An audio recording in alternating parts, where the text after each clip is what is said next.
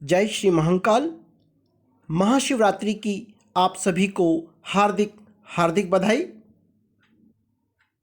महाशिवरात्रि के इस पावन अवसर पर आज देवों के देव महादेव के बारे में कुछ रोचक जानकारी प्रस्तुत कर रहा हूं।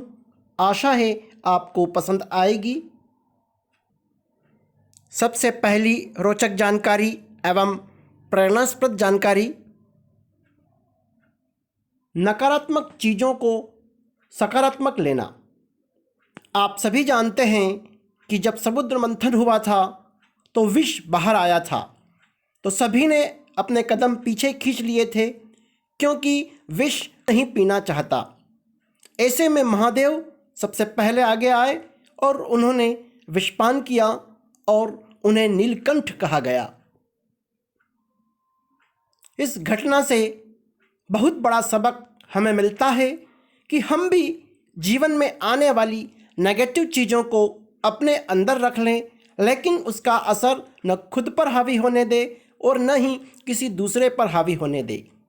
यही जीवन है, यही जीवन जीने की कला भगवान शिव हमें सिखाते हैं।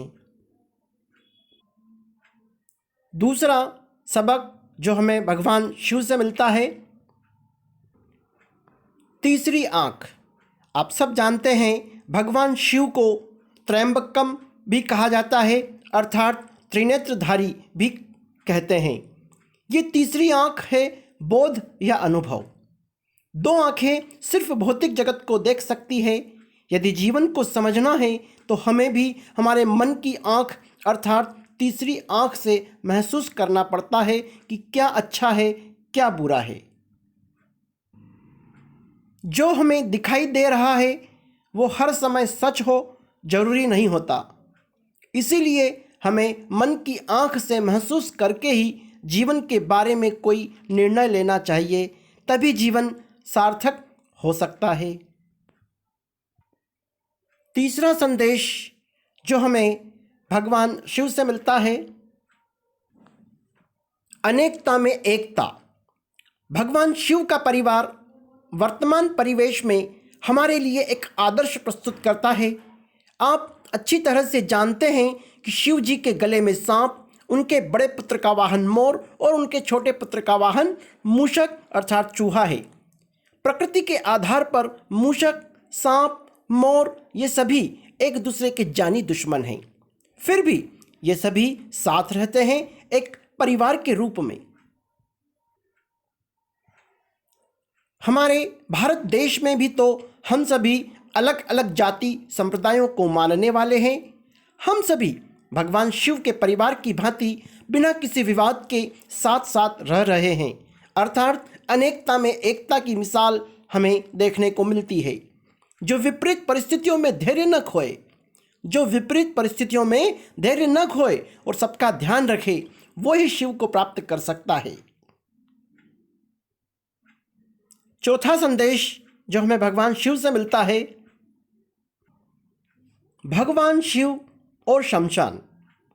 भगवान शिव सांसारिक जीवन में रहते हुए भी शमशान में रहते हैं। वो हमें जीवन का पाठ पढ़ाना चाहते हैं कि संसार मोह माया का प्रतीक है और शमशान वैराग्य का। हम सभी संसार में रहते हुए अपने कर्तव्य पूरे करें, लेकिन मोह माया से दूर रहें, क्योंकि ये संसार तो नश्वर है। एक न एक दिन ये नष्ट हो जाएगा, रहेगा तो सिर्फ शमशान ही। पांचवा और महत्वपूर्ण संदेश जो भगवान शिव से हमें मिलता है, अर्धनारीश्वर रूप। भगवान शिव का अर्धनारीश्वर रूप हमें प्रेरणा देता है कि समाज में स्त्री और पुरुष में कोई भेद नहीं है, दोनों एक दूसरे के पूरक हैं। एक स्वस्थ समाज में दोनों का बराबर योगदान होना चाहिए।